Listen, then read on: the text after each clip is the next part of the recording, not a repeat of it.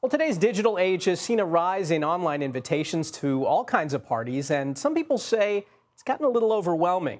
From partiful invites to Canva cards sent in group chats, the ways to RSVP are growing at a rapid pace. And look, it can be difficult to keep track of which events you actually agreed to go to, making the get-together process a mess. Amanda Hoover is a senior correspondent for Business Insider, and she joins me now with more on this. Amanda, good morning. So what are the pros and cons of digital invitations? Yeah, I mean, the pros are they're instant, right? You know, no more waiting, checking the mailbox, wondering when something's going to come, not checking the mail. You can get these instantly to your phone. The cons are we have so many ways to kind of send things that do essentially the same thing with just a little bit of variation, and they can get lost in text message threads.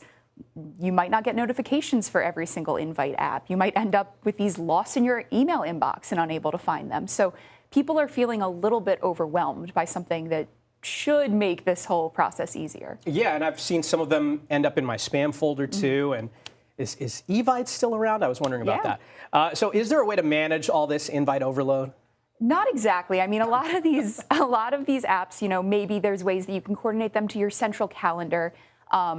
Obviously, if you get a text message invite, you're going to have to input that, or just an email thread, you're going to have to input that yourself. So we do have that tool, but a lot of people that I spoke to are trying to navigate this the best way possible, but feeling really overwhelmed, especially people who have kids' calendars to keep track of in addition to their own social calendar. So Amanda, is there good etiquette if I'm going to send out an invite? Are there rules that I should follow? I spoke to an etiquette expert who said, you know, you can send a digital invite or a mail invite or a text invite. You know, all of these are legitimate ways to invite people to things.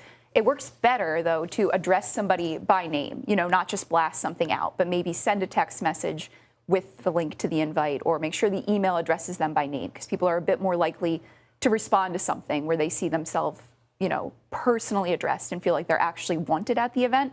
But the number one rule is, you know, always respond, always RSVP, no matter how the invite is sent. I'm a big RSVP person. This is all great advice. Amanda Hoover, thanks so much for joining us. Thank you. We appreciate it.